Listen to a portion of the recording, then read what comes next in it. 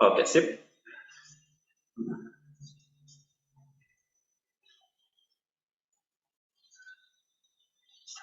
Oke, teman-teman, kita bicara tentang sound on film. Eh, Baik nanti secara teknis, bagaimana tips-tipsnya, dan secara konsep.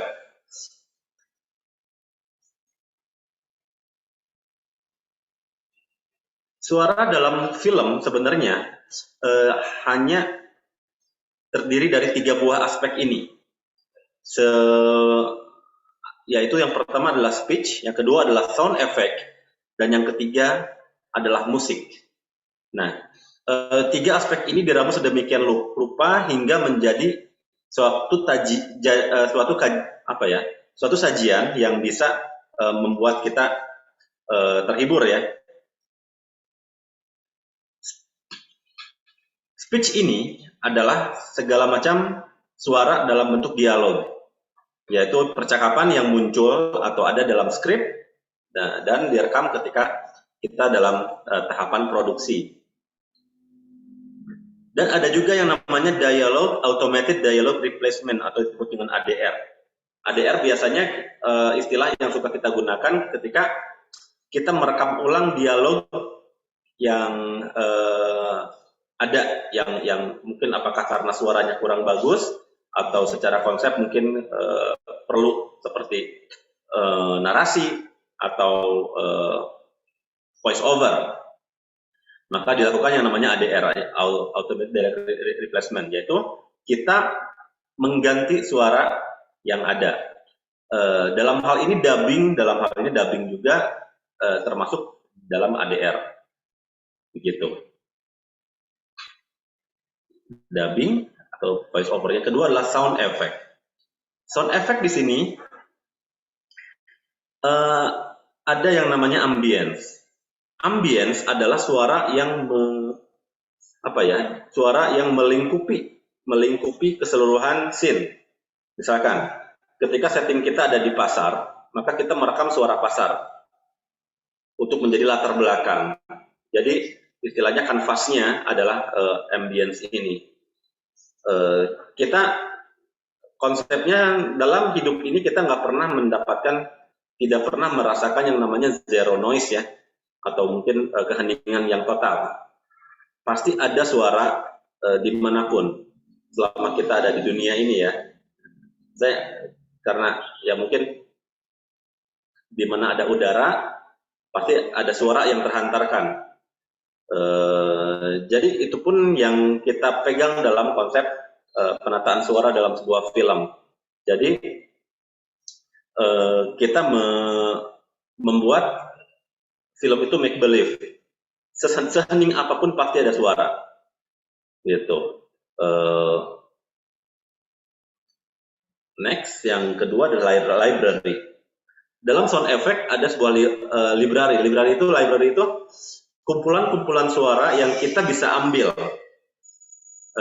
Apakah itu sudah ada dalam referensi si penata suara, atau kita bisa ngambil mungkin dari sumber lain, apakah internet, apakah sumber-sumber yang lain. Jadi mungkin kita suka ada ya, di internet itu ada beberapa situs juga yang menyediakan sound effect, yaitu kita bisa ambil dari sana dengan catatan mungkin kita membelinya atau ada aturan-aturan yang diberlakukan, seperti apakah harus masuk di credit title atau harus mencantumkan sumbernya dalam credit title, seperti itu. Kemudian yang ketiga ada yang namanya Foley. Foley ini adalah suara-suara yang dihasilkan sengaja untuk film itu. Jadi emang direkam khusus untuk film itu. Jadi kalau sound effect yang berupa ambience itu bisa kita ambil bukan sembarang ya, tapi lebih terbuka kemungkinannya. Misalkan saya punya project settingnya di hutan misalkan. Hutannya lokasinya di Lampung misalkan. Saya tidak usah mencari suara hutan di Lampung untuk untuk apa ya, untuk dimasukkan ke dalam film itu. Suara hutan dimanapun saya bisa masukin. Yang penting kita make believe, kita orang-orang udah percaya bahwa oh di hutan itu ada suara apa aja, ada suara jangkrik kah, ada suara dedaunan yang terkena angin kah, apakah ada suara-suara binatang malam kah, seperti mungkin burung hantu dan lain sebagainya. Itu bisa kita ambil di manapun gitu. Yang penting kita ini.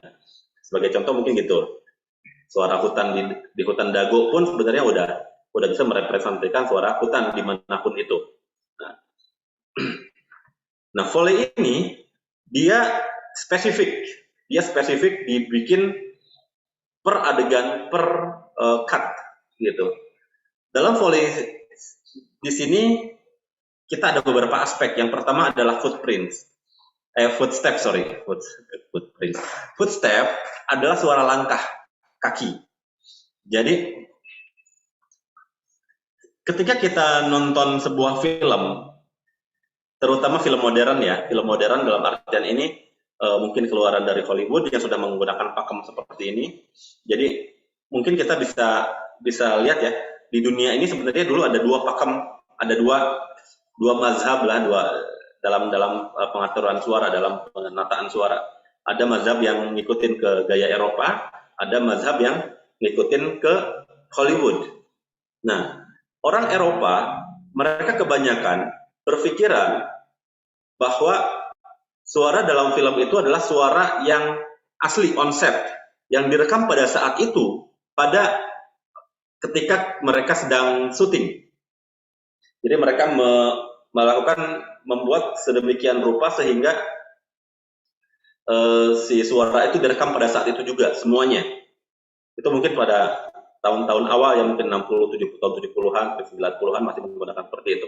Kemudian Hollywood sejak awal mereka sudah melakukan yang namanya sound designing. Jadi ada istilah dalam film itu yang namanya sound design. Kita mendesain suara. Sound design ini artinya semua suara dalam film itu akan dibikin ulang pada saat pasca produksi. Nah, itu pakem yang dipakai di Amerika ya, dalam hal ini Hollywood, karena kita mungkin kalau film agak berkiblat ke sana juga. Jadi ketika kita nonton film, kita tidak apa ya, seakan-akan suara itu terjadi ketika syuting gitu. Padahal semua suara itu dibikin ketika pasca produksi. Suara langkah direkam ulang, setiap langkah, setiap footstep. Kemudian suara baju, dan ini close ini artinya suara gerakan yang mengakibatkan gesekan-gesekan pada pakaian si karakter. Nah, ini dibikin ulang semua. Dan yang ketiga adalah properties. Properties adalah interaksi si aktor atau karakter dengan benda-benda di sekitarnya. Apakah dia memegang sesuatu, membuka buku misalkan, terus ataukah dia menggaruk kepalanya. Hal sekecil itu pun sebenarnya dalam sebuah film bisa dibikin gitu. Nah, dalam hal ini secara konsep mereka bisa, semua suara ini kita bisa mempresentasikan natural sound, apakah suara yang yang apa adanya, yang sesuai dengan nature-nya, seperti yang suara alami saja gitu, suara hutan ya ada suara burung gitu, suara langkah kaki, suara langkah kaki. Nah, atau yang kedua ada functional sound. Functional sound itu suara yang emang dibikin. Tujuannya apa? Untuk menjadikan tension untuk film tersebut. Misalkan, ketika dalam adegan menciptakan suasana tegang, kita bisa memasukkan suara jantung yang berdetak. Nah, dalam hal ini, manusia normal tidak akan bisa mendengar suara jantung orang lain. Tetapi dalam konteks kita menciptakan sebuah tension dalam sebuah film, suara jantung ini bisa kita tampilkan, bisa kita gunakan untuk memberikan sebuah sebuah kesan ketegangan, sebuah kesan kedaruratan atau apapun itu. Dalam istilah umumnya membuat sebuah tension dalam sebuah film. Atau mungkin suara apapun itu. Suara dari alat musik misalkan, suara biola yang digesek kasar bisa menciptakan suara yang, atau apapun itu, suara apapun. Walaupun misalnya kita ingin menciptakan suasana yang menegangkan atau membuat kaget, kita bisa aja membuat suara seperti ada guntur misalkan, walaupun dalam kondisi siang. Nah, seperti itu. Jadi itu sah-sah saja, bisa digunakan sesuai dengan konsep film kita. Kemudian yang terakhir adalah aspek musik. Musik di sini ada diegetic music. Diegetic music itu adalah musik yang emang ada, terlihat dimainkan di film itu. Misalkan ketika dalam sebuah film ada adegan orang bermain musik. Misalkan di adegan film Titanic, ketika kapalnya mau karam, para pemusik tetap memainkan musiknya. Nah, itu diegetic music. Kenapa? Karena terlihat ada orang yang memainkan musik di sana. Kemudian yang kedua adalah non-diegetic music. Non-diegetic music adalah musik yang tidak ada dalam film itu, yang tidak ada dalam adegan itu. Kita biasa menyebutnya sebagai music score, music scoring. Jadi emang musik yang dimasukkan ke dalam film itu tujuannya apa? Untuk menambahkan kesan, memunculkan kesan emosional dalam film itu, kesan sedih, kesan tegang, kesan gembira. Kita bisa masukkan musik dalam ini. Yang ini disebutnya non-diegetic music. Nah, non-diegetic music ini benar-benar kalau dalam film Hollywood hampir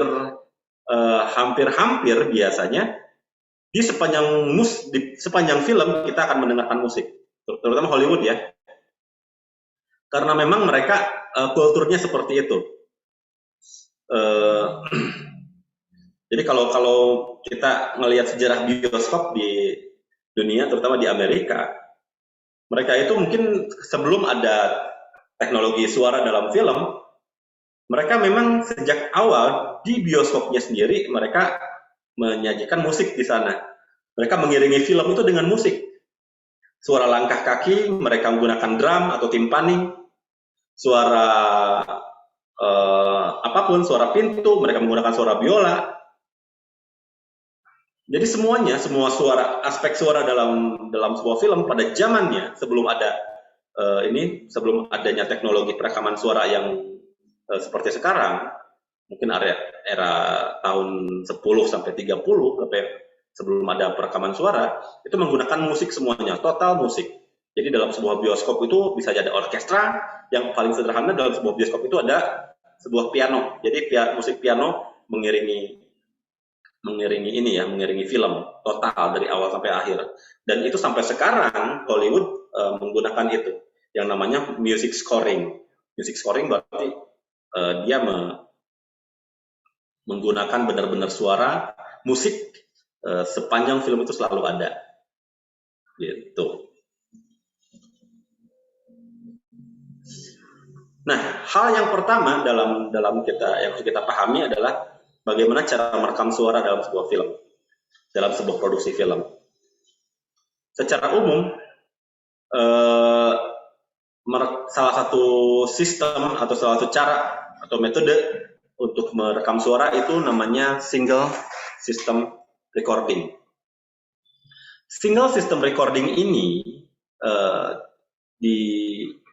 ketika sebuah kamera langsung terhubung dengan mikrofon dan suara itu langsung direkam pada saat itu juga di satu alat, yaitu kameranya tersebut.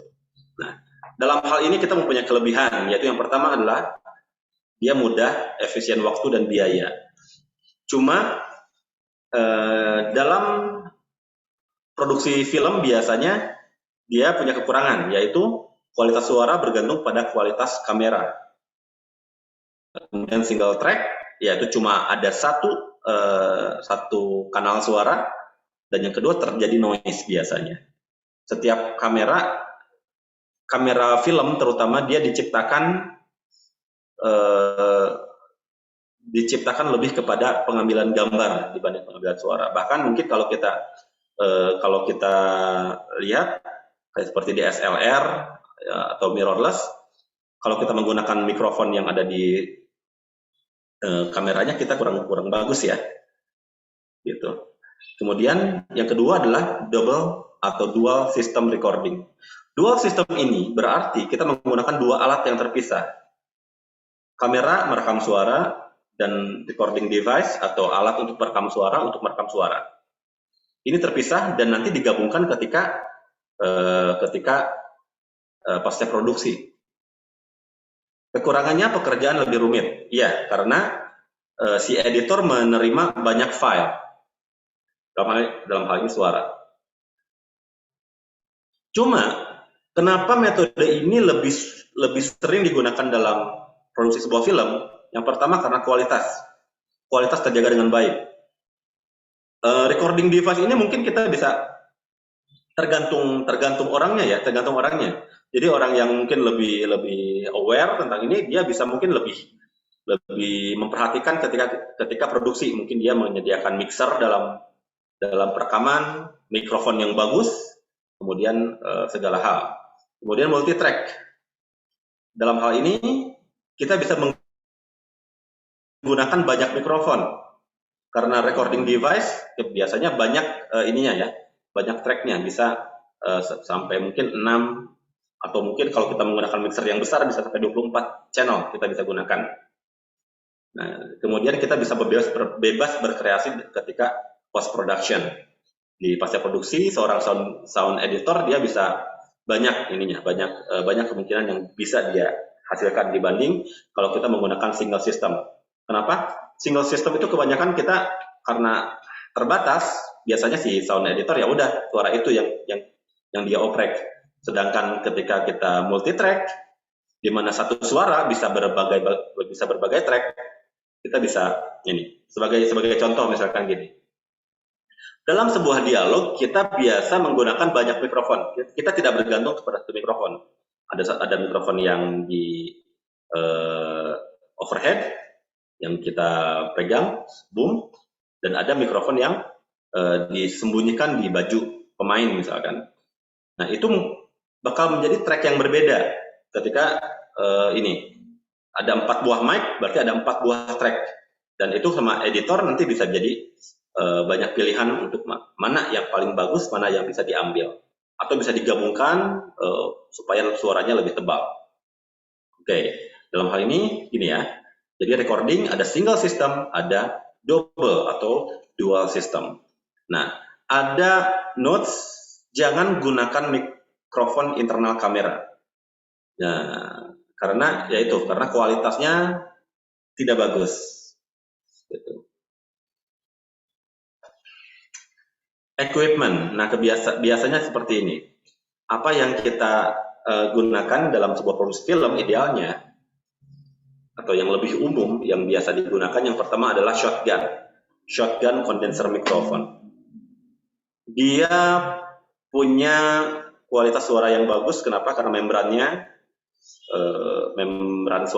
membran penghasil suaranya dia lebar, kemudian bisa diarahkan ke beberapa orang. Nah, jadi karakteristik si mikrofon ini dia bisa diarahkan ya.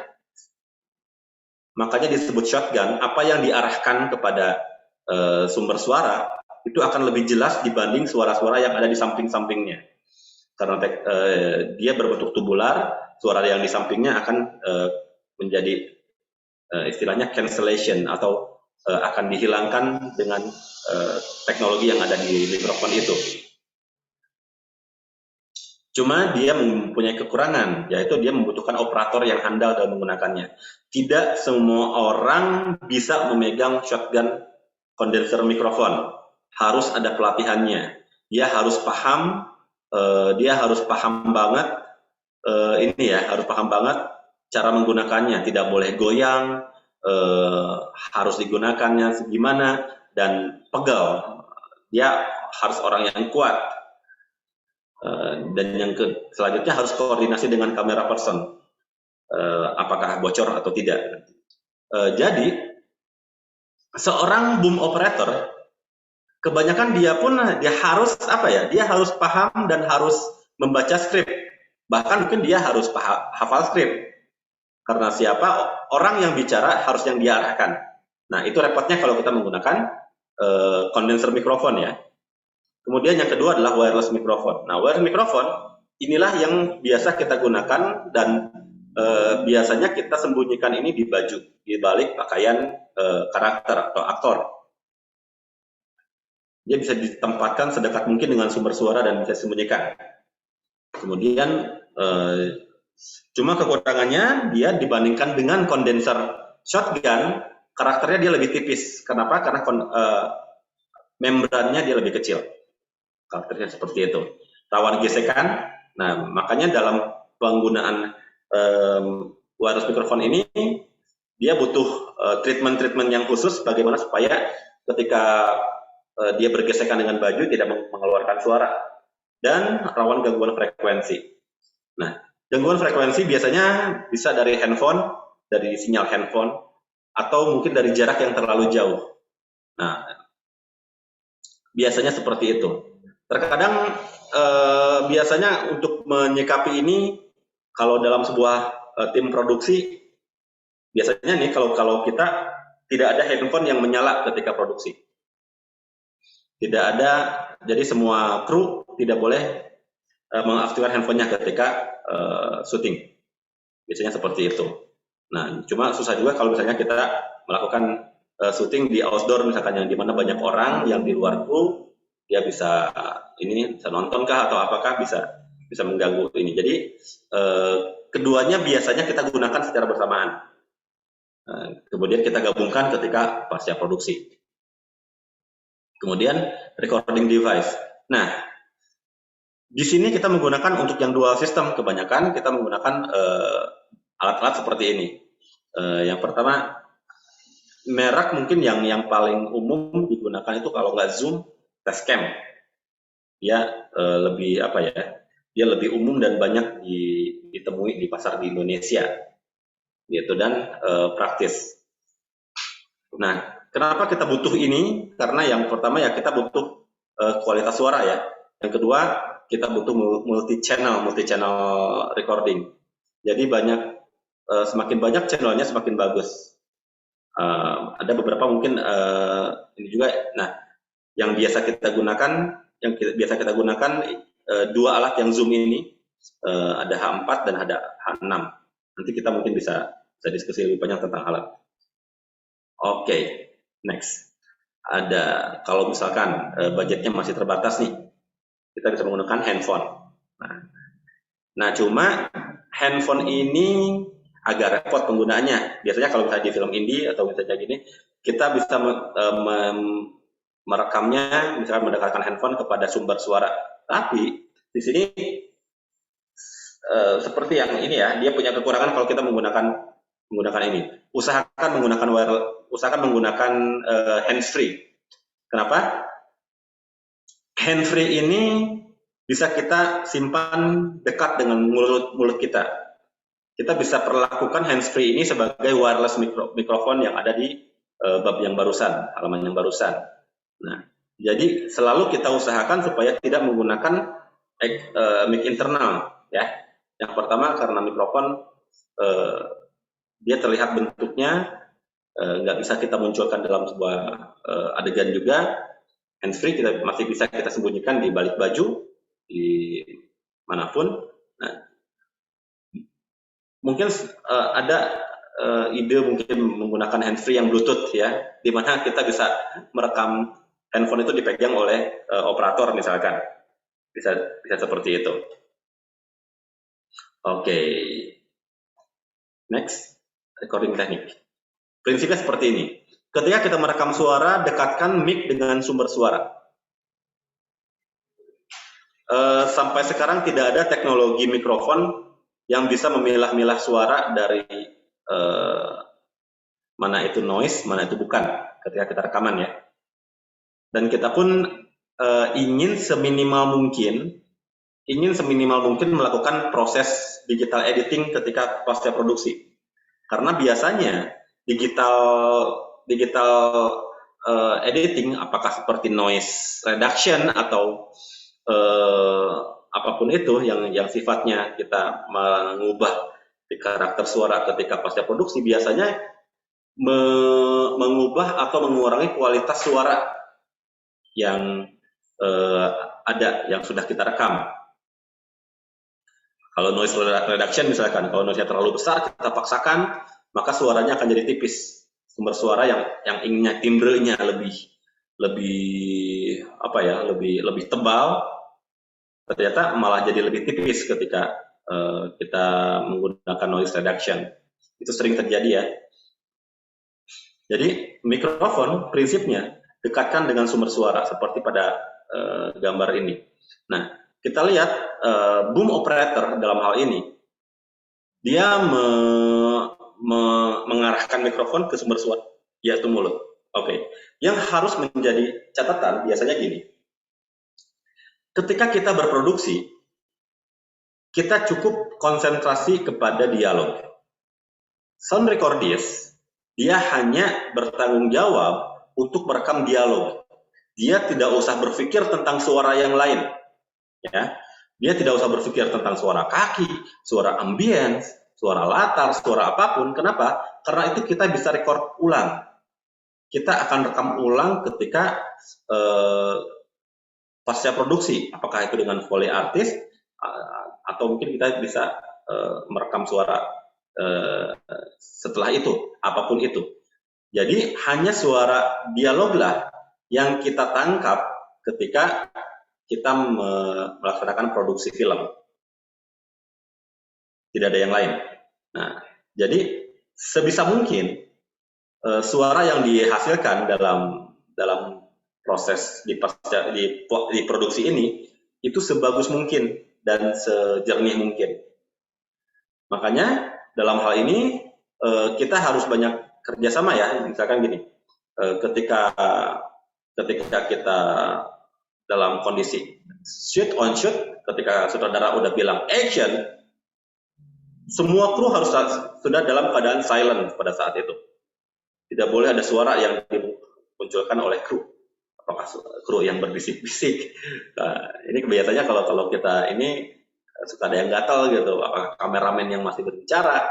Nah, itu diusahakan se-silent mungkin, sehening mungkin ketika shoot. Jadi hindarkan semua kru untuk bersuara ketika shoot. Makanya kita sangat dalam hal ini, seorang sound recordist atau sound penata suara, dia harus benar-benar harus benar-benar menciptakan suasana ketika syuting, di mana suara dialog itu terdengar dengan jelas, terdengar dengan baik. Dan yang kedua, harus ditekankan juga bahwa boom tidak boleh terlihat oleh kamera. Jadi selalu konsultasikan dengan kameramen, di mana jarak boom terdekat yang masih aman tidak terlihat di kamera. Istilah yang biasa kita gunakan bocor, istilah bocor. Biasanya kameramen kalau dia melihat mikrofon di frame-nya, dia akan bilang bocor. Nah, itu artinya mikrofon terlihat, mikrofon nampak di layar, dan itu nggak boleh.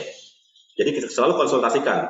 Di satu sisi kita harus mendekatkan sedekat mungkin dengan sumber suara. Jadi di mana titik terdekat tapi masih aman di frame, nah itu yang kita cari.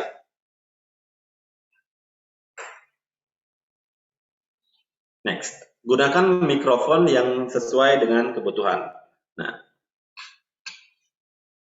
shotgun ini sangat bagus untuk outdoor karena dia ini ya, dia yang pertama directional, tapi untuk outdoor pun dia harus dilengkapi dengan windshield ya. Windshield itu bungkusnya yang mungkin biasanya tampak seperti bulu yang lebat. Orang biasanya menyebut ini dengan dead cat seperti kucing mati atau dead wombat, istilah yang kita gunakan. Jadi belanja ikan nggak sih dari tadi?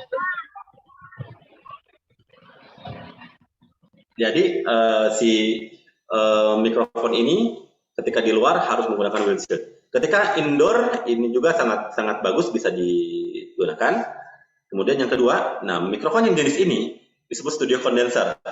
Dia dia tidak rekomendasi untuk kita gunakan di luar. Kenapa? Karena dia sangat sensitif. Suara sekecil apapun bisa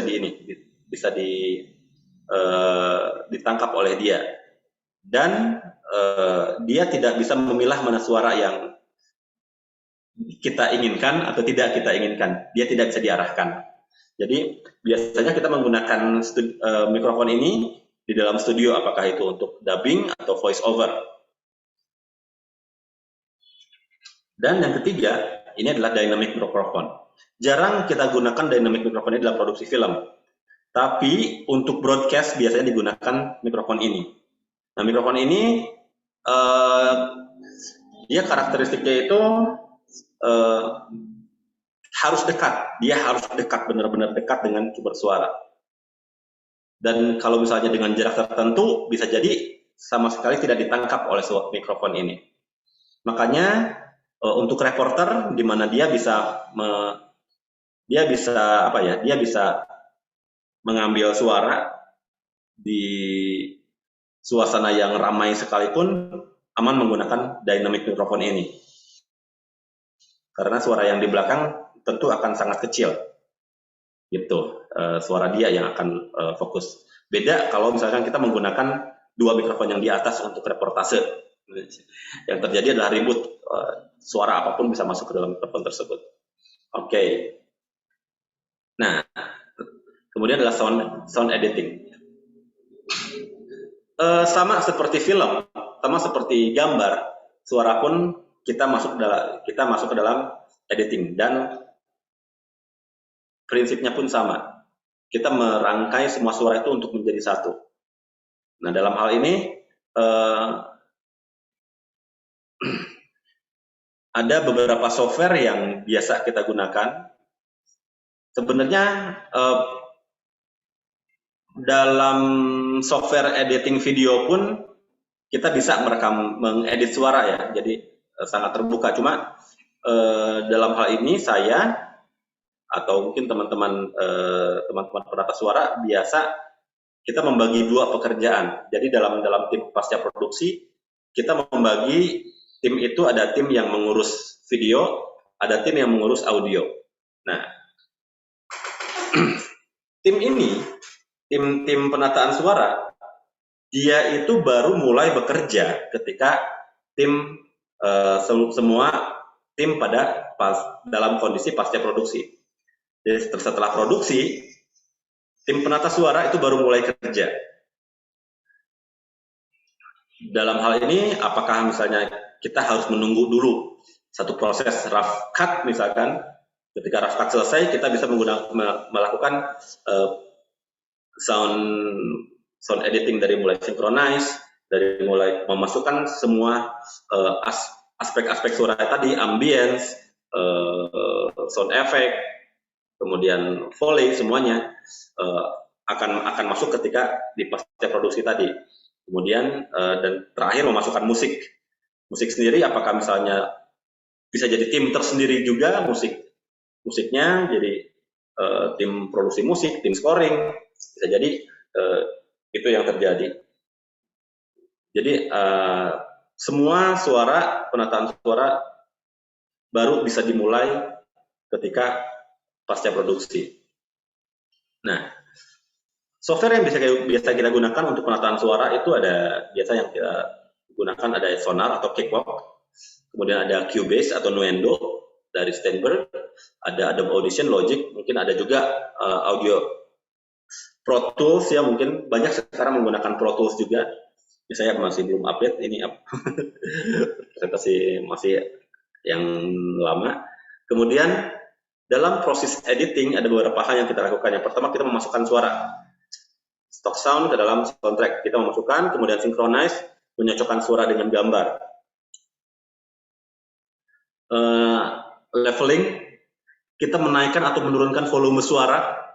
Jadi kita membalance, istilahnya setelah itu balancing, di mana suara itu kita kombinasikan dan sesuaikan sehingga semuanya menjadi enak terdengar. Equalize, kalau dibutuhkan kita misalkan suara yang kita butuh suara yang frekuensinya rendah kita besarkan, misalkan suara dentuman kalau pengen dramatis itu biasanya kita menaikkan low sama middle low, atau misalkan suara tetes air kalau misalnya pengen terdengar jernih itu frekuensi yang tingginya yang kita naikkan, nah itu equalizing. Kemudian memasukkan suara sound effect ini mungkin bisa berupa suara digital atau apapun yang kita bisa masukkan. Kemudian mixing itu meramu semuanya untuk menjadi satu kesatuan gitu. Kemudian mastering ini biasa kita lakukan, sebenarnya mastering ini biasa lebih umum kalau kita sedang ngedit mixing musik ya, tapi dalam hal ini mungkin supaya semua kita mungkin pengen menjadikan suara film yang lain menjadi benchmark, saya pengen suasananya seperti film ini, kita bisa melakukan yang namanya mastering, di mana suara yang sudah selesai kita proses kembali untuk lebih jernihkah, apakah atau ingin lebih intenskah, seperti itu. Oke, mungkin presentasi saya sampai sini. Saya pengen share juga mungkin beberapa ini dari YouTube mungkin.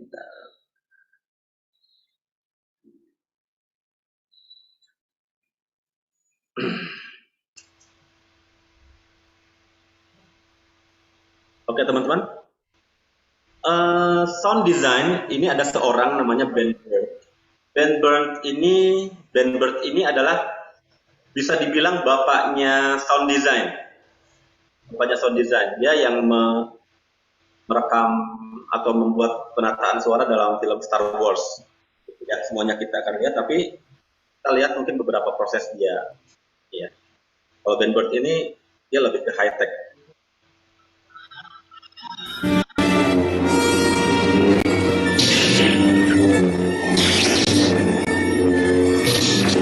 The lightsabers are one of my favorite sounds, and in fact it was the very first sound I made for the whole series. For some reason, after I read the script, even though my assignment was first to find a voice for Chewbacca and then a voice for R2, and then, maybe come up with some sounds for laser guns and other things. The lightsaber fascinated me. At that time, when the script had first come out, they had some paintings that Ralph McQuarrie had done, so that there were some concepts visually of what some of these things would look like.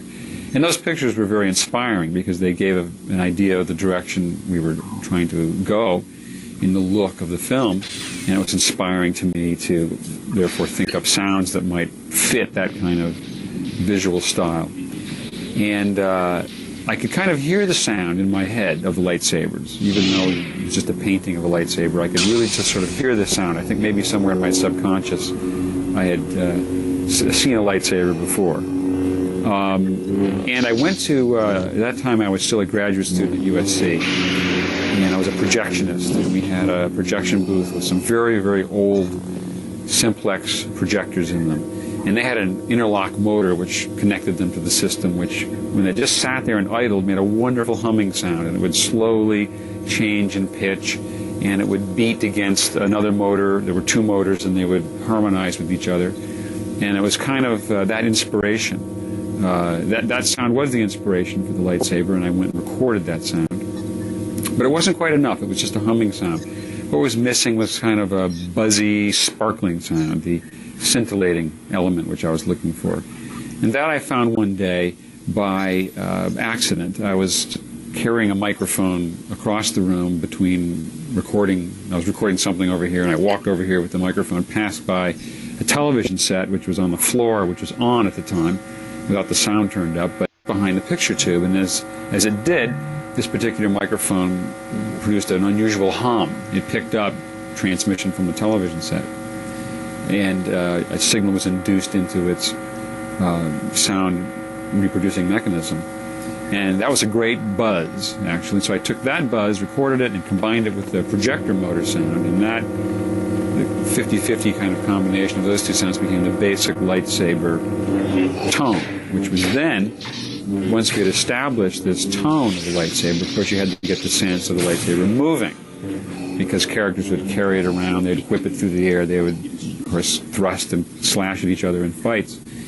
And to achieve this additional sense of movement, I played the sound over a speaker in a room, just the humming sound, the humming and buzzing combined is an endless sound, and then took another microphone and waved it around in the air next to that speaker so that it would come close to the speaker and go away. You could whip it by. And what happens when you do that by recording with a moving microphone is you get a Doppler shift, you get a pitch shift in the sound, and therefore you can produce a very authentic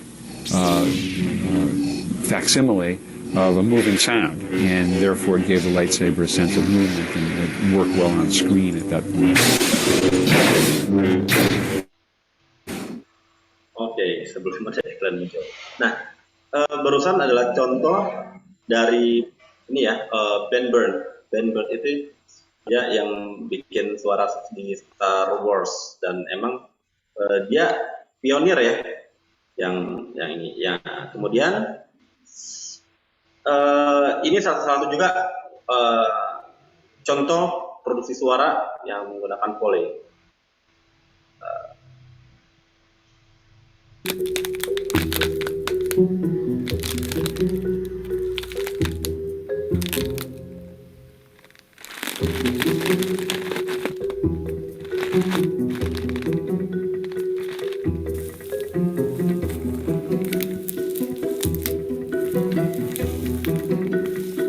A Quiet Place was one of the most unlikely hits of 2018.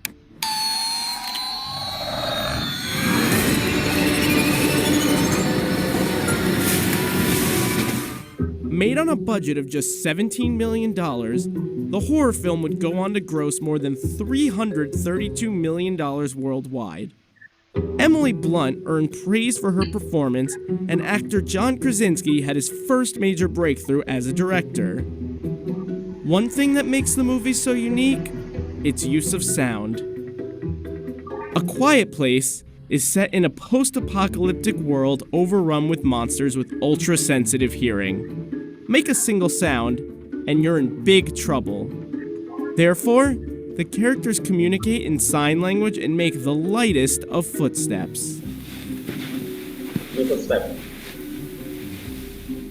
While the movie has a groundbreaking lack of sound, that doesn't mean it's completely absent of it. Brandon Jones, Ethan Van der Rijn, and Eric Adol of E² are responsible for much of what you hear on screen. Sound was actually written into the script. And so for us, it was like a dream come true, like kids in a candy store. Here's how some of the movie's most notable sounds were made. Foley, a method in which objects are used to create sounds made by humans, or in this case, monsters, was used.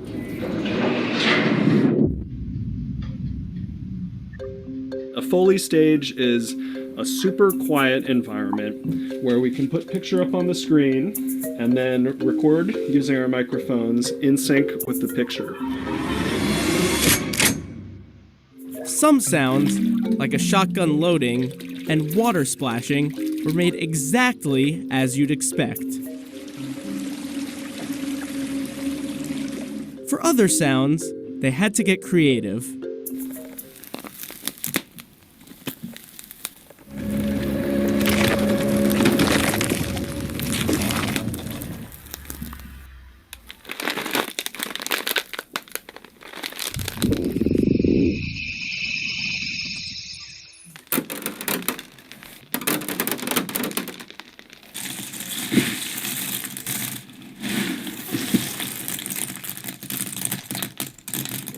most unusual sound might be the echolocation sounds used to illustrate how the monsters get around without vision. To make this sound, they settled on putting a stun gun up to a patch of grapes. They then manipulated the sound in the next phase, the editing process. The whole concept with these creatures is there's kind of an electromagnetic component. So using something electrical as a source for the vocals seemed to kind of make sense. So here's our recording of the stun gun. And we can take that sound and slow it down, and we can hear the individual electric clicks.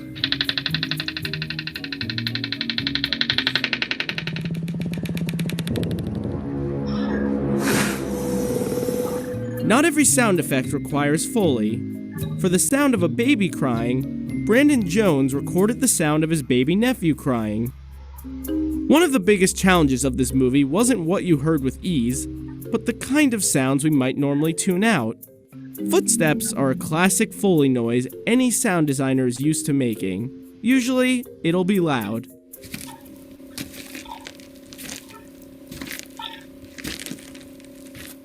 But for A Quiet Place, the team had to account for the fact that the characters mostly walked around barefoot.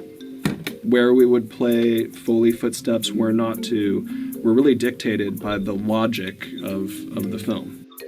On a lot of Y shots, we didn't even shoot the Foley for those feet. If we can hear it from such a distance, the creatures can too. And then when you cut into an extreme close-up and you see a foot push through sand, then we hear it just chiaroscuro.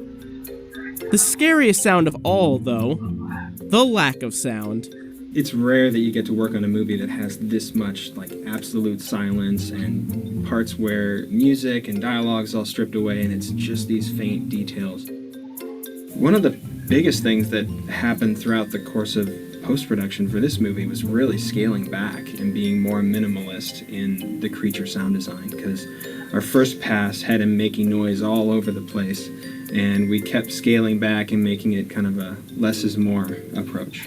Following in the path of one of the great monster movies before it, Jaws, the less we see, or in this case, the less we hear from the monsters, the more terrifying they are.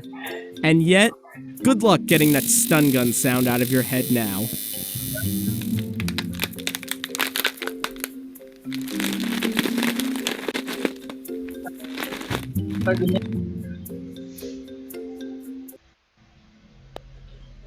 Oke, mungkin begitu teman-teman. Presentasi dari saya. Semoga mungkin bisa jadi gambaran buat teman-teman bisa buat suara untuk film teman-teman. Oke, saya kembalikan dulu ke Iqbal. Silakan, Mbak. Iya, tadi sudah dipaparkan ya terkait sound baik dalam tahap produksi maupun di pasca produksi ya. Jadi ada poin yang penting yang digarisbawahi adalah ketika produksi tim sound fokus merekam dialog. Iya. Ya, itu poin penting. Kemudian poin yang penting lagi adalah ada film yang memang lebih mengutamakan dubbing ya. Jadi ketika syuting dialog itu hanya menjadi guide, kemudian di pasca produksi semua dialog diulang dan didubbing direkam. Ya. Untuk mendapatkan kualitas yang optimal, karena memang ada apa namanya, ada semacam mungkin style film ya yang mengacu ke film Hollywood ya itu ya. Iya. Yang lebih mengutamakan sound design, jadi bukan suara yang langsung direkam ketika syuting. Iya. Jadi kalau di Hollywood itu biasanya gini, dalam pasca produksi semua aktor bakal diundang kembali ke studio untuk merekam kembali suara mereka ketika syuting. Jadi emang ada sesi itu. Dan ini nggak lazim di Indonesia, kurang lazim ya, Bang. Jadi jarang kalau di Indonesia untuk pembuatan film biasanya langsung pada saat itu. Makanya kalau kita lihat film-film Hollywood suaranya bagus banget gitu, karena emang dibikin ulang gitu. Oke, buat teman-teman yang ingin diskusi silakan terkait sound.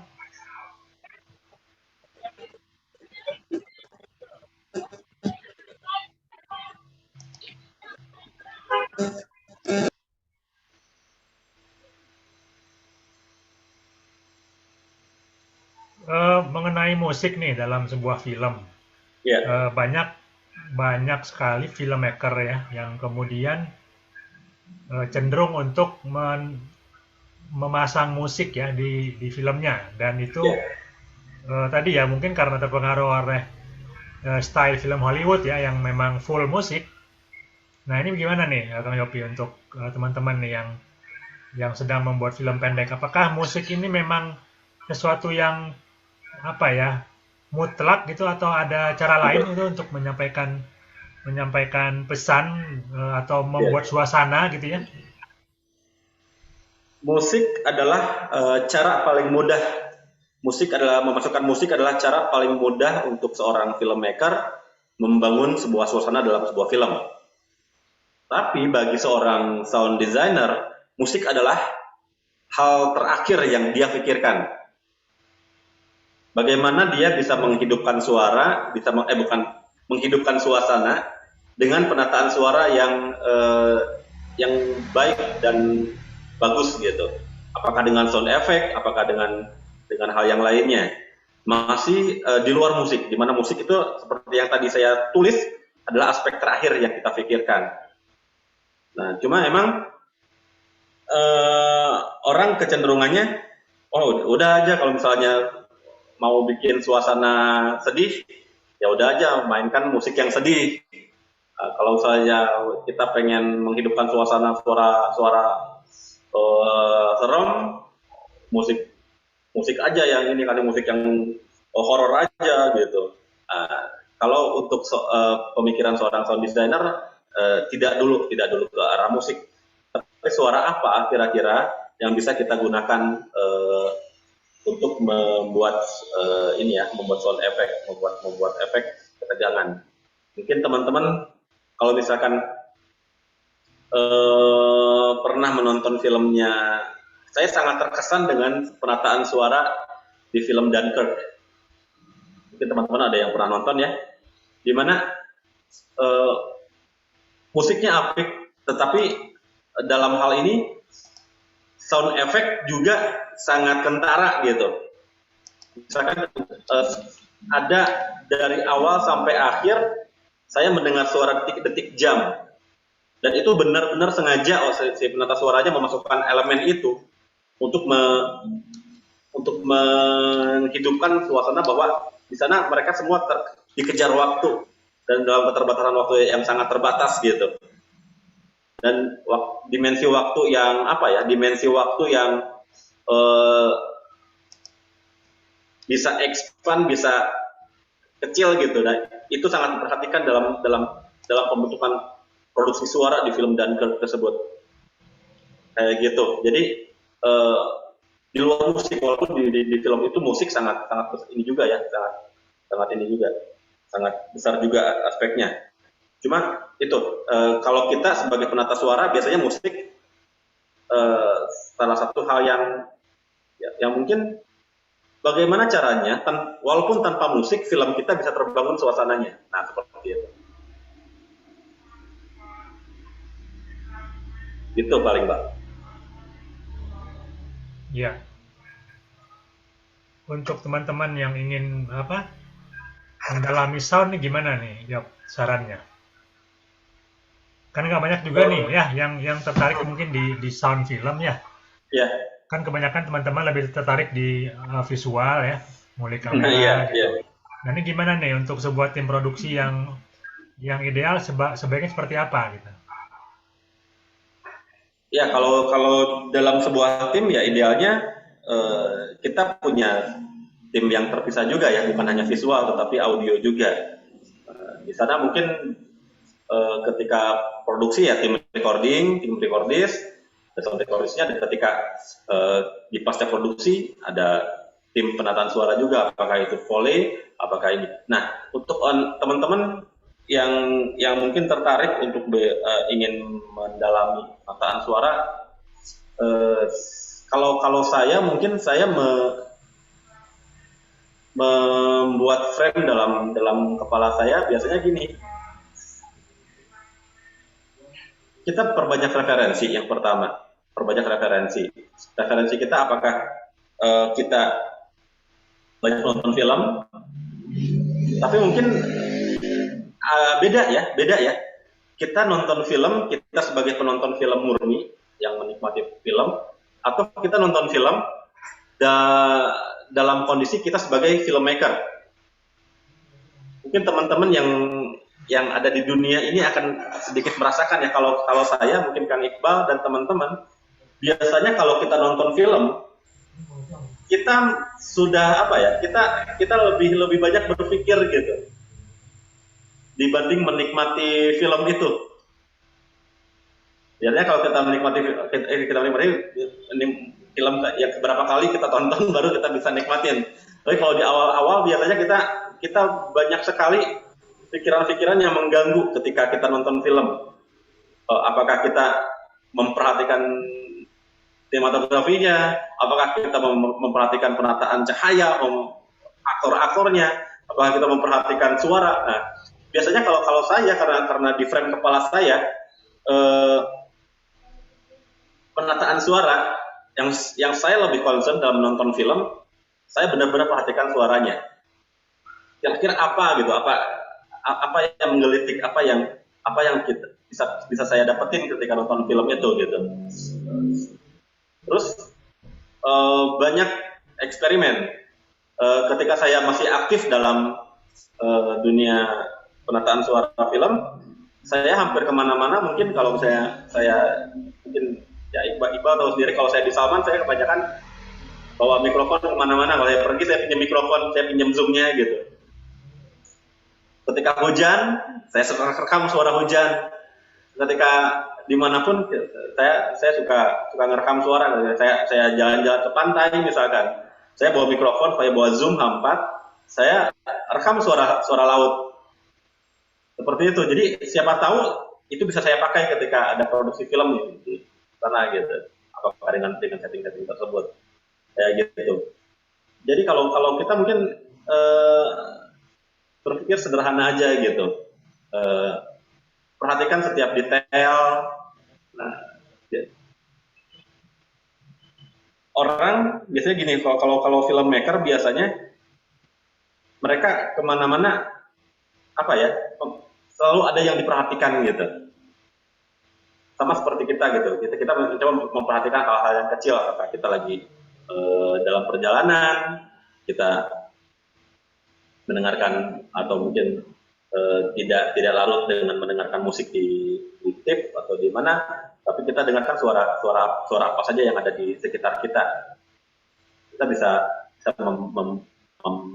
menjadikan kepekaan gitu di telinga kita sendiri, supaya ketika kita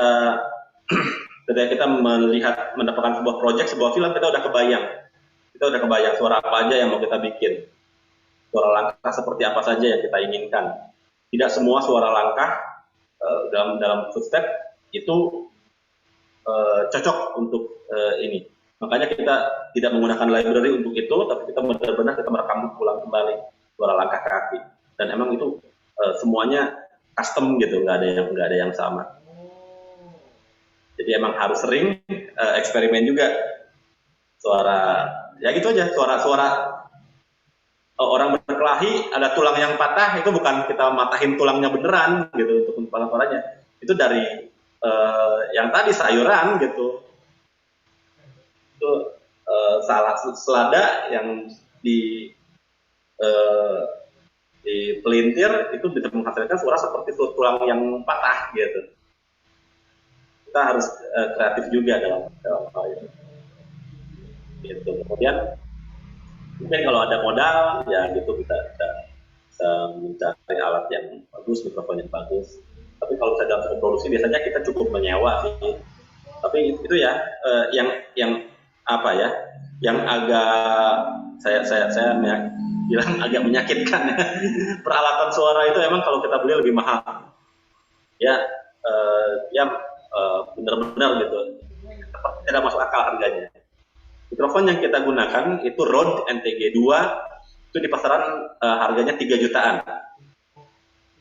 Itu masih kelas istilahnya medium entry lah. Entry tapi yang udah agak tinggi. Kalau kita ngelihat barang yang sama dengan merek Sennheiser atau Shure, itu harganya bisa 28 juta sampai 30 juta. Nah, emang kalau peralatan suara ini spesifik ya, jadi mungkin bisa kalau kita itu bisa lebih mahal daripada peralatan video gitu. Kamera mahal, oh iya bentuknya, oh kita ini sophisticated gitu, sophisticated, ada ini fiturnya, itu fiturnya. Mikrofon gitu bentuknya, kita nggak tahu isinya apa, isinya 30 juta suara kayak gitu. Memang penataan suara ini seperti itu ya. Tapi jangan khawatir, kita banyak tempat penyewaan kalau kita ini. Kalau misalnya nggak ada budget banget ya bisa kita gunakan budget kita punya. Oke, seperti itu paling nggak ya. Mau tanya, Iya. Oke, silakan, Mas. sorry apa? Oh, iya, mudah-mudahan nggak distorsi. Apa namanya? Ini ketika menggunakan, kan kalau di festival film pasti kan ada soundtrack, kemudian Iya. langganannya itu juga siapa itu satu. Nah kemudian kalau di kita kan juga ada kan, saya kalau di ini Badai Pasti Berlalu itu kan soundtrack yang apa tahun 75-an yang menang Iya. ya kalau nggak salah. Nah cuman kadang-kadang kan kita kalau yang film-film pendek ini kan pengen make katakanlah sound itu cuma buat apa ya, bukan semuanya sih, bukan background musik, tapi fair usage-nya itu berapa detik atau pakai berapa bar gitu. Jadi pengen kadang-kadang kan kita mau ambil gitu. Sama juga pertanyaan saya misalnya ketika di bahasa gambar tuh fair usage-nya itu berapa detik, itu yang pertama. Iya. Yang kedua, saya mau tanya juga terkait dengan apa? Saya kan seringkali ada konser musik ya, dan kita pengen live gitu, dan kemudian apa? Pakai perangkat HP atau kadang pakai perangkat device, bukan HP tapi namanya apa? DSLR kan misalnya. Iya. Tetap mau pakai DSLR nggak nyandak, nggak dapet gitu loh, karena dia bisa flashback, kemudian bisa dengung, bahkan wawancara biasa aja saya pernah saya wawancara, cuman kemudian ada mikrofonnya, ada speakernya gitu loh. Jadi saya wawancara, kemudian dia pakai mic, bukan wawancara, ada pertemuan, dia ngomong, kemudian saya sengaja mau mengambil gambar dengan sound dari tambahan. Cuman karena flashback sama suara dia yang asli, itu akhirnya hancur gitu, nggak bisa saya pakai itu audionya. Kan ketika recording meeting segala macam, mau tanya kalau untuk pemula gitu kan, gunakan, saya biasa pakai Cyberlink tapi versi yang masih 16, belinya cuma waktu itu 1,5 juta ya, nggak ada saya beli. Cuman pertanyaan saya sekarang udah makin maju lah, saya nggak terlalu nuntut software makin canggih, tapi maksud saya biasa dipakai teman-teman untuk video editing maupun kan juga audio kan ada di situ. Biasa Cyberlink juga ada web editor atau apanya ada di situ. Biasanya pakai Sony atau Adobe atau pakai pakai yang kayak saya Cyberlink. Itu yang maksud saya satu yang buat end user gitu, buat guna biasa, atau kemudian yang kalau industri itu biasanya pakai itu. Mas juga pertanyaan. Makasih. Oke. Mungkin yang saya tangkap yang pertama, kalau kita menggunakan sumber suara lain ya, apakah dari karya orang lain, ini agak ini ya. Kalau saya pribadi, saya sangat tidak menyarankan kalau kita menggunakan source suara atau musik dari Bentar ya. Gimana? Potong bentar. Oke, silakan. Suara angin itu kan generik, suara air kan generik. Artinya kalau di YouTube ada common apa yang bisa dipakai bareng gitu loh, common Iya. share gitu. Nah, boleh nggak kalau misalnya buat research kita ngambil yang seperti itu kan generik banget sebenarnya kan? Iya, iya. Oh gitu. Jadi kalau misalnya suara angin kita bisa ngambil dari sound library gitu. Iya. Dalam hal ini bisa aja. Dalam hal ini bisa aja. Cuma kalau kita menggunakan sound library orang, tetap kita punya etiket aja gitu. Itu aja yang harus diperhatikan. Dalam sebuah situs mungkin kita bisa menggunakan suara angin, misalkan suara laut, suara pantai, suara ambience hutan yang emang generik. Tetapi gini, ada sebuah etika yang harus kita punyai juga untuk mengambil suara itu. Setiap situs biasanya dia punya persyaratan. Apakah si ini digunakan untuk komersil atau tidak, misalkan. Kalau misalnya komersil, apa syaratnya? Kalau tidak, apa syaratnya? Apakah dia harus dicantumkan ketika ininya, courtesy-nya, kemudian apakah dia harus gimana gitu. Jadi ada beberapa persyaratan, walaupun mungkin persyaratan ini tidak melulu harus uang ya, bisa apresiasi dalam hal yang lain. Biasanya mereka ingin dicantumkan sound footage mereka dapat dari mana. Nah, khusus untuk musik, kalau musik ini akan agak lebih riskan nih. Karena gini, yang kita tahu di YouTube sendiri, beberapa detik aja kita menggunakan musik orang lain, kita langsung kena ban. Karena teknologi AI YouTube itu sudah bisa mendeteksi elemen musik dari satu musik yang sudah di-copyright-kan. Walaupun misalnya, ya mungkin dulu pernah ada, kalau misalnya kurang dari 8 bar itu nggak masalah dalam hal penciptaan musik ya. Tapi kalau dalam hal menggunakan karya yang sudah jadi, itu saya tidak rekomendasikan dan emang itu tidak boleh. Kalau untuk produk musik ya, kecuali, nah biasanya kita kolaborasi nih. Kalau misalnya kita bikin film indie, kita emang kolaborasi, mungkin apakah ada teman kita yang punya label atau apakah teman kita yang punya grup band misalkan, dan mereka punya karya sendiri, atau mereka bisa membuatkan musik dengan kerjasama dengan kita dalam produksi musik, itu akan sangat bagus dibanding kita mengambil suara atau musik yang sudah jadi. Apalagi kalau misalnya dari musik yang sudah di-copyright-kan, kayak gitu, itu akan lebih baik. Dan itu dalam hal ini kami di Salman Film sejak awal film kita, kami selalu membuat musik produksi sendiri juga, gitu. Kita pernah juga kerjasama dengan music director lain dalam hal ini, tapi itu juga dalam hal walaupun musik yang udah ada, tapi semuanya berlisensi, seperti itu. Jadi benar-benar kalau musik kita harus lebih peka lagi, kita lebih spesifik lagi. Nah, untuk perekaman suara,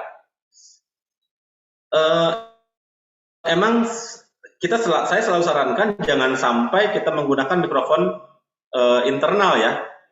Dalam hal ini kamera apapun pasti nggak akan dapat. Nah, kita harus at least kita menggunakan mikrofon eksternal. Cuma, nah ini dia, tidak semua mikrofon eksternal juga bagus. Nah, kita kelemahannya kalau kita menyolokin hanya mencolokkan mikrofon ke kamera, kita nggak bisa nge-monitor.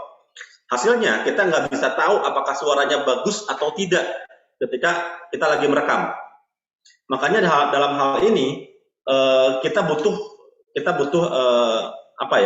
alat lain gitu.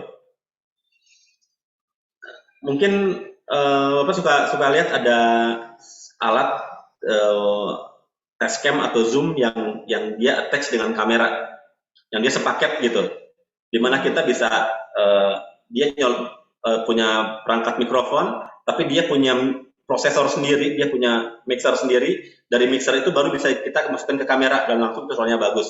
Dan kita bisa monitor juga suaranya supaya kita bisa tahu nih kapan apakah suara yang direkam itu bagus atau tidak. Emang dalam hal single recorded ini kita tetap butuh sebuah device lagi untuk nge-amplify suara, untuk memastikan bahwa suara yang kita terima itu bagus. Kalau misalnya kita hanya menggunakan suara mikrofon, ingat prinsipnya, suara yang kita inginkan adalah suara yang paling dekat dan paling besar yang ada, yang ditangkap oleh mikrofon. Masalahnya ketika kita menggunakan internal kamera, kita nggak bisa ngatur kamera sedekat mungkin dengan kita, karena kita punya batasan visual. Kamera terlalu dekat mungkin akan jelek terlihatnya, kamera terlalu jauh suaranya akan jelek. Nah, jadi emang harus menggunakan mikrofon, dan sebisa mungkin untuk menciptakan suara yang bagus, kita menggunakan alat lain. Apakah itu bukan recorder device, mixer kecil. Dalam hal ini mungkin bisa berupa merek yang kita suka bicara merek, kita Tascam atau Zoom itu. Untuk ini emang agak butuh effort lagi untuk suara ini. Tidak bisa kita menginginkan suara tanpa alat tersebut. Ya, suara yang bagus dengan alat tersebut. Kita bisa juga menggunakan handphone misalkan. Oke, gitu. Tapi tetap saja kita menggunakan handphone dengan handsfree. Saya kira tetap saja suaranya tidak akan lebih bagus dibanding kalau kita menggunakan mikrofon yang standar industri. Kayak gitu. Kemudian satu lagi apa ya, Mas? Saya kok Pak Ramdan, kalau misalnya bertanya beberapa, saya itu ada satu yang miss. Yang ketiga itu apa ya Pak Ramdan?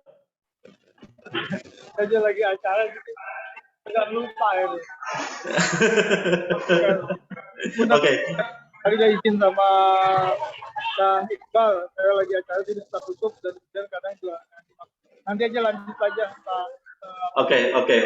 Semoga bisa menjadi bisa ngejawab pertanyaannya. Mungkin buat teman-teman yang lain juga mungkin bisa ada setidaknya ada gambaran lah. Bukan untuk kita membuat kalian ternyata rumit bikin film, bikin suara. Saya kira bukan ke arah sana, tapi setidaknya kita memikirkan satu aspek yang emang kita harus kita pikirkan gitu.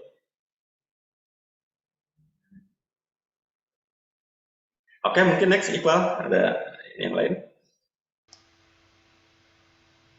Oke, kita masih ada waktu 5 menit lagi. Kalau teman-teman ada yang masih pengen diskusi terkait sound. Mungkin terakhir ya, bisa nggak diberikan semacam tips mungkin ya untuk teman-teman ketika syuting? Karena ini kan penting ya, ketika syuting kita bisa memastikan minimal suara dialog itu terekam dengan baik gitu. Iya. Emang dengan peralatan yang terbatas, kira-kira gimana nih kita bisa menjamin suara dialog itu bisa terjaga? Karena mungkin itu bukan hanya terkait peralatan ya, tapi juga mungkin dari aspek perencanaan di awal. Iya, benar. Memilih lokasi syuting dan benar. Iya, itu termasuk teman-teman bisa menjamin gitu ya, environment-nya itu kondusif gitu ya ketika syuting. Ya, yang pertama emang harus mengkondisikan segala macam ya, misalkan termasuk setting. Jangan sampai kita melakukan syuting di tempat yang overcrowd, atau mungkin kalau dulu kita sebelum ada kita punya mikrofon gitu, emang di mana aja kita bisa gitu, karena kita akan dubbing ulang gitu. Cuma teman-teman kalau misalnya mungkin dubbing ulang pun bisa menjadi pilihan, cuma emang itu agak panjang prosesnya. Dan banyak kekhawatiran kalau kita mau melakukan dubbing. Yang pertama, apakah si aktor bisa kembali menyalami karakternya ketika pasca produksi? Itu salah satunya. Kemudian dubbing operatornya apakah mumpuni? apakah dia cukup detail untuk bisa menghasilkan suara yang bagus, itu juga jadi salah satu pertimbangan. Nah, yang paling sederhana yaitu dengan alat apapun kita harus bisa menciptakan lingkungan syuting yang benar-benar kondusif. Itu mungkin salah satu ininya ya, salah satu tipsnya. Akan lebih baik misalkan kalau itu indoor, kurangi yang outdoornya nggak usah terlalu banyak karena sangat riskan outdoor di kita, kecuali kita bisa ngeblok beberapa, atau mungkin tempatnya sepi gitu, nggak banyak orang di sana, environment neighborhoodnya, orang-orang yang beraktivitas sehari di sana nggak terlalu banyak, atau mungkin ini itu harus jadi pertimbangan juga. Kemudian device, alat juga. Kalau misalnya kalian bisa nyewa alat yang bagus. Kalau misalnya enggak, gunakan yang bisa kalian gunakan. Misalkan handphone dengan handsfree, itu bisa menjadi sound record device yang lumayan. Disebut bagus, mungkin nggak bagus-bagus amat, tapi cukup. Itu aja. Jadi turunkan, nggak usah kalian pengen punya standar yang sangat bagus, tetapi standar yang terbaik yang bisa kita bikin pada saat itu dengan alat yang kita punya, semaksimal apa sih ya, seoptimal apa sih yang kita bisa bikin gitu. Dan itu ya harus dilakukan dengan perencanaan yang baik juga. Nah, itu perencanaan dalam ininya seperti apa harus dibikin juga. Jadi tim suara dalam hal ini dia harus bisa juga bikin suggest kepada semua tim, semua saudara, oh gini dong ininya gitu. Si produksinya jangan sampai kita syuting di tempat yang overcrowd, jangan biar jalan misalkan, atau misalnya kalau saja kita harus terpaksa ini, bagaimana dengan opsi yang lain, apakah kita bakal dari ulang misalnya bisa kita gunakan untuk memperbaiki suara, tetapi SDM-nya harus bagus juga gitu. Ini seperti itu, Bang. Oke, terakhir mungkin dari saya, buat teman-teman yang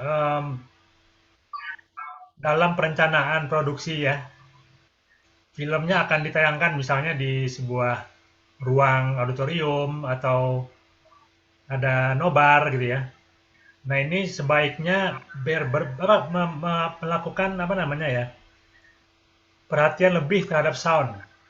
Berbeda ketika teman-teman hanya akan menayangkan film ini di platform sosial media ya, yang mungkin ekspektasi dari penonton tidak besar gitu. Tapi ketika filmnya akan ditayangkan, misalnya ada nobar, ada di sebuah launching misalnya, itu perhatian terhadap soundnya harus lebih maksimal ya. Artinya gini, seandainya di tim produksi teman-teman belum ada yang memang mumpuni di bagian sound, mau nggak mau harus meng-hire orang sound. Itu solusinya ya. Jadi jangan diabaikan gitu. Seperti tadi di awal saya sampaikan bahwa kenyamanan menonton pertama kali itu adalah ketika orang mendengarkan suara dari film kita. Jadi ketika kita menampilkan gambar-gambar yang bagus, tapi soundnya jelek, nah ini filmnya jadi jelek. Filmnya jadi jelek dan konsentrasi penonton akan teralihkan langsung. Mereka akan tidak nyaman dan tidak akan bisa mengikuti film kita dengan baik. Karena sound itu efeknya ke keseimbangan kita ya di pendengaran. Iya. Berbeda kalau mata, itu masih bisa ditolerir lah ya. Kalau ada gambar yang agak buram, orang nggak terlalu terganggu gitu. Karena gambar berikutnya mungkin bagus gitu. Tapi ketika soundnya jelek dan itu berlangsung di sepanjang film, nah itu akan merusak film kita dan akhirnya ya itu tadi, gambar yang bagus itu tidak ada nilainya gitu. Ketika soundnya tidak optimal. Jadi itu sih teman-teman, inti dari kelas kita sore hari ini bahwa film adalah audiovisual, jadi perlakukanlah kedua-duanya dengan adil gitu. Jadi ketika kita punya waktu untuk merencanakan gambar, kita juga harus punya waktu untuk merencanakan sound yang baik. Begitu mungkin ya.